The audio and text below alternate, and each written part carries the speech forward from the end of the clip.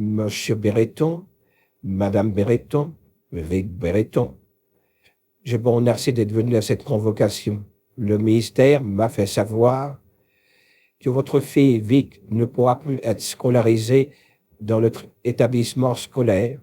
Nous avons une éthique, nous avons une morale, et il est impossible qu'une fille de 15 ans se balade dans notre établissement scolaire, qu'elle réclame dans une crise nerveuse des fraises, qu'elle soit la risée de ses petites copines, ou plutôt des petits garçons qui vont la photographier avec leurs appareils de photographier. On imagine mal cet enfant ou cette adolescence précoce se balader enceinte dans cet établissement scolaire où il y a des règles de morale et d'éthique. Certes, il y a plus d'une fille qui est enceinte à 15 ans, mais le ministère applique toujours la même décision.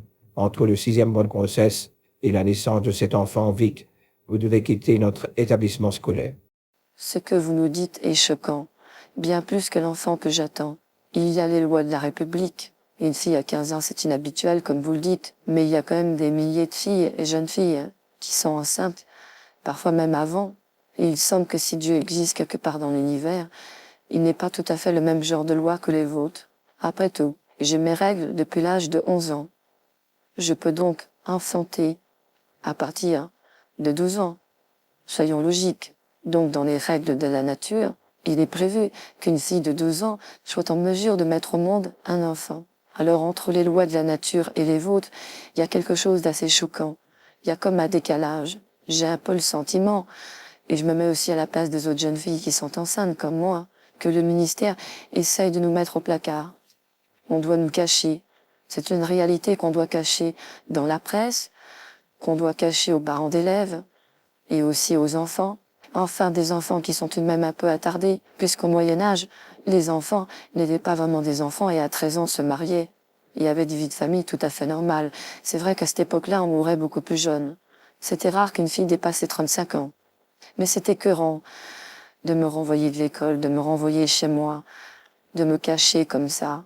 Mais mettez-moi un voile sur la tête et sur mon ventre. Cachez-moi complètement.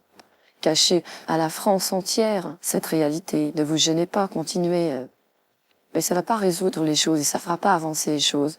Je reste convaincue qu'il était préférable que je reste scolarisée dans votre école et que je puisse établir avec mes camarades une relation normale. Vous pouvez dire que j'avais grossi, que j'étais devenue obèse. Il y avait plein de moyens de dire les choses autrement et sans interrompre mes études scolaires. Là, vous me renvoyez comme ça à la maison, du 6e mois de grossesse jusqu'à la naissance. Mais vous acceptez tout de même une boum qui aura lieu devant tout Paris. Je trouve que c'est décalé. Entre la décision des ministères et la vie des gens, moi je sens un décalage qui est assez choquant. Mais c'est à mon père puisqu'il est là, de dire ce qu'il en pense. Et à ma mère aussi. Je vous prive pas de dire quelques mots à monsieur le directeur. Ma fille a raison. Si cette affaire avait eu lieu, enfin je veux dire, si j'avais vu cette affaire par rapport à une histoire qui serait arrivée à quelqu'un d'autre que ma fille, par exemple une étudiante dans cette école qui serait tombée enceinte, sans doute que j'aurais été le premier à critiquer, en disant, regarde, 14 ans, elle est enceinte, c'est pas malheureux, et même j'aurais interdit à ma fille d'aller à une boum, peur que ça lui arrive. Mais maintenant, je dois reconnaître, depuis qu'elle est enceinte, que je vois les choses autrement. Après tout, ça nous est arrivé à nous. Et le mieux, c'est non seulement d'accepter les choses, mais aussi d'aider Vic à surmonter ce moment pénible de la grossesse, parce que ça fait souffrir.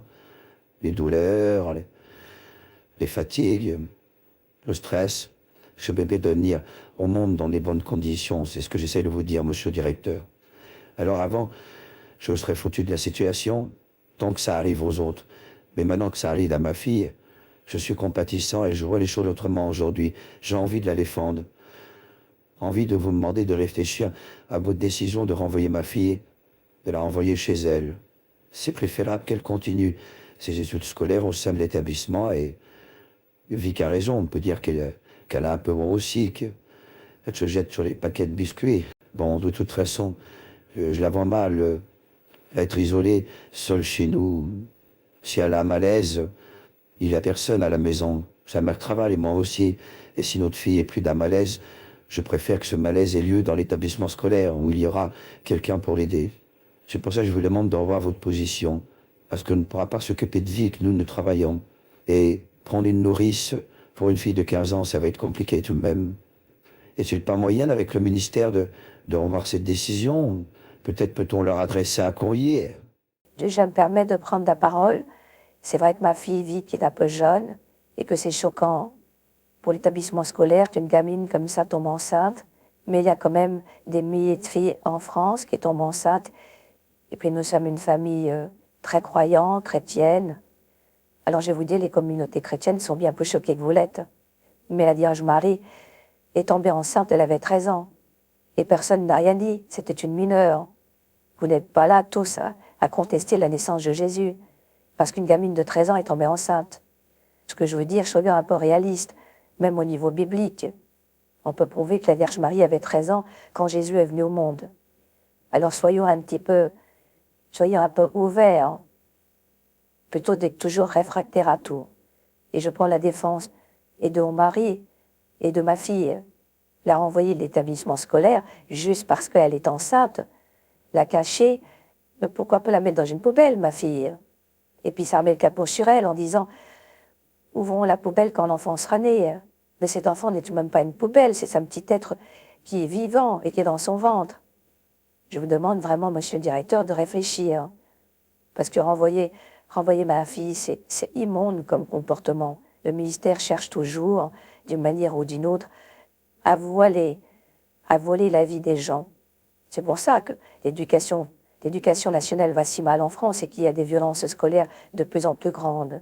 Parce que vous n'admettez pas qu'à 14, 15 ou 16 ans, c'est déjà presque des adultes, au point de se casser la tête dans une récréation, ou de sortir un couteau, de venir avec une arme à feu dans un cartable.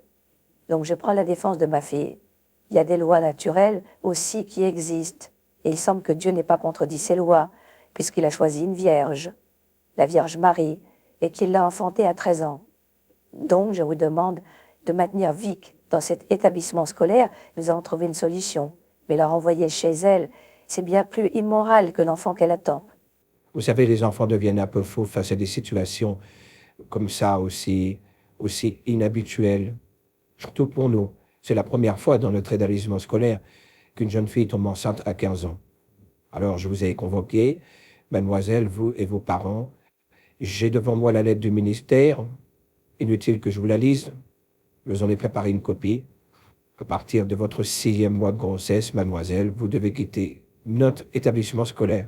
C'est une décision du ministère de l'Éducation nationale.